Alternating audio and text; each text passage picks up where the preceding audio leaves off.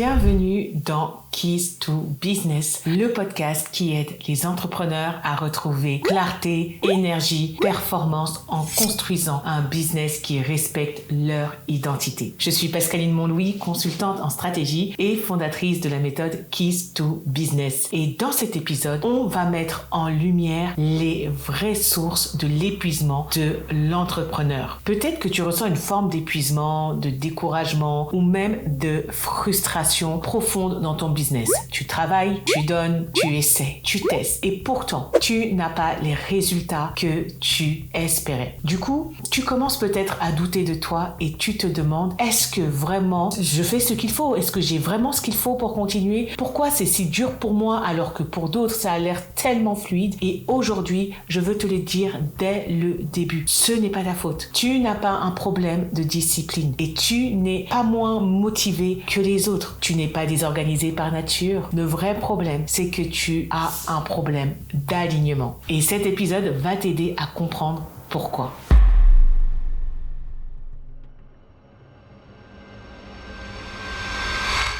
La première chose, c'est que tu t'épuises parce que ton business ne respecte pas ton mode de fonctionnement. La plupart des entrepreneurs construisent leur business comme ça. Ils ont une compétence, ou nous avons une compétence, je m'inclus dedans, ou une expertise qu'on décide de monétiser. Puis, on voit un entrepreneur qui fait quelque chose peut-être de similaire, quelque chose qui marche pour développer son business. Du coup, qu'est-ce qu'on fait? On copie et on espère que ça marchera aussi pour nous. Mais personne ne dit la vérité, à savoir qu'un business ne se copie pas. Il se construit à partir de toi. Imagine que tu essaies de courir un marathon, mais avec les chaussures de quelqu'un d'autre. Elles ne te vont pas, elles te blessent, tu n'avances pas vite et tu finis épuisé.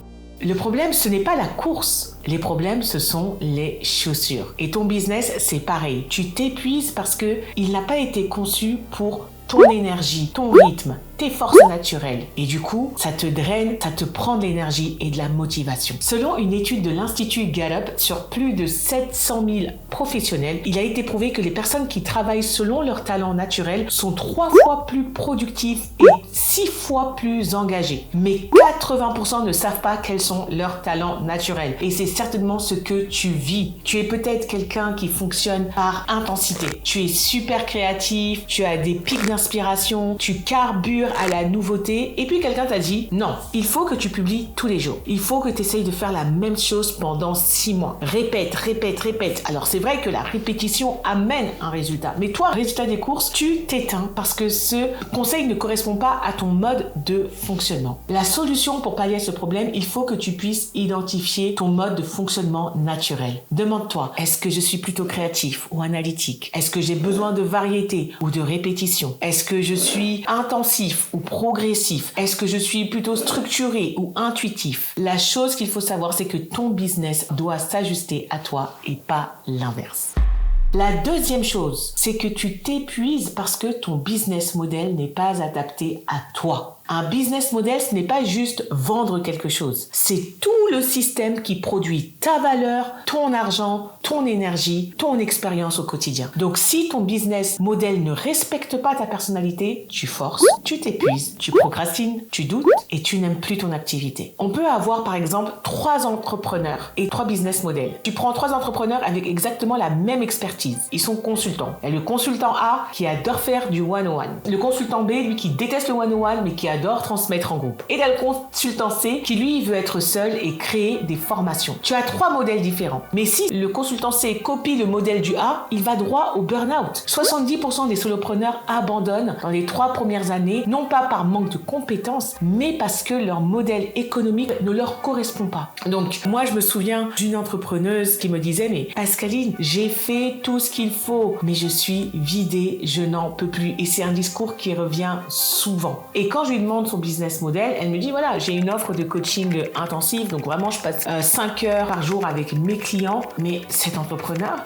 elle était profondément introvertie. Donc, finalement, elle avait un business et elle finissait vidée, en surcharge mentale, et elle passait le reste de sa journée à récupérer. Et en fait, elle n'est pas en échec. Ce n'est pas un échec, c'est juste un mauvais choix de business model. Donc, la chose il faut que tu te dises, c'est qu'il faut que tu choisisses un business model compatible avec ta personnalité. Peut-être que tu es fait pour créer et pas pour coacher. Peut-être que tu es fait pour analyser et pas pour parler. Peut-être que tu es fait pour exécuter et pas pour vendre. Peut-être que tu es fait pour transmettre et pas pour produire. La bonne question n'est pas quel business model rapporte le plus, mais finalement, quel business model me permet de durer. Parce que la vérité, c'est qu'en tant qu'entrepreneur, c'est pas tant la performance, mais la persévérance qui va nous caractériser.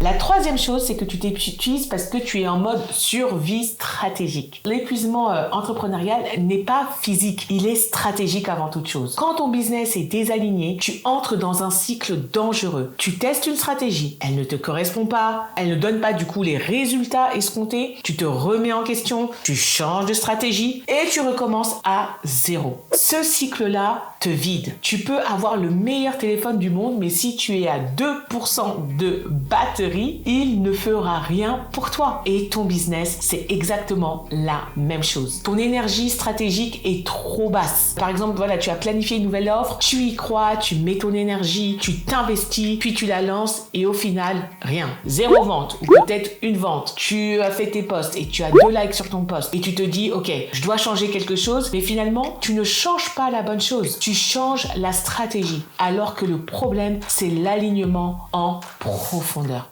La solution pour pallier ce problème, c'est qu'il faut que tu stabilises ton socle stratégique. Avant de changer de stratégie, demande-toi, est-ce une stratégie qui me ressemble? Est-ce un canal qui respecte mon énergie? Est-ce un modèle compatible avec ma personnalité? Est-ce vraiment la bonne cible? Est-ce que mon parcours client est cohérent? Quand le socle est aligné, tout se stabilise. Et ça, c'est vraiment important de le comprendre. Donc, ce que tu dois retenir dans cet épisode, c'est que quand tu t'alignes, tout redevient puissant. C'est une vérité simple, mais qui peut transformer ton année. Quand tu t'alignes, ton niveau d'énergie remonte automatiquement. Quand tu t'alignes, tu deviens cohérent. Quand tu t'alignes, tu deviens performant et ça sans forcer. Tu ne changes pas de business, tu changes la manière dont ton business est construit autour de toi. J'ai accompagné une entrepreneur dans le cadre d'une consultation Keys to Business et elle m'a dit, Pascaline, j'avais l'impression que je devais être partout jusqu'à ce que je réalise que j'avais les mauvaises armes. Lorsqu'on a fait cette consultation Keys to Business, elle a compris quels étaient ses leviers de performance naturels et elle a fait en sorte de capitaliser dessus. Du coup, elle a eu l'assurance nécessaire pour faire certains choix et résultat des courses, elle a généré 5 000 € en un mois sans effort, avec joie, une énergie et une motivation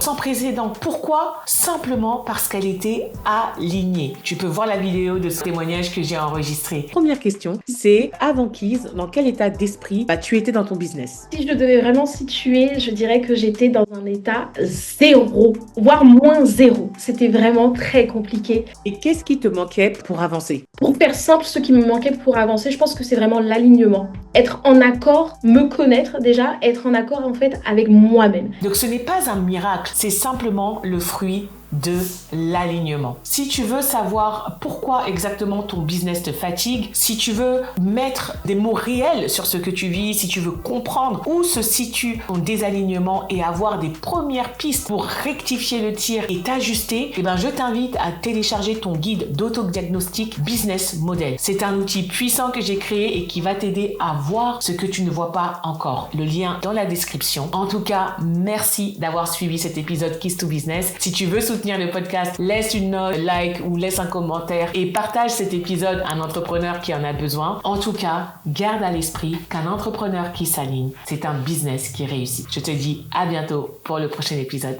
Bye bye.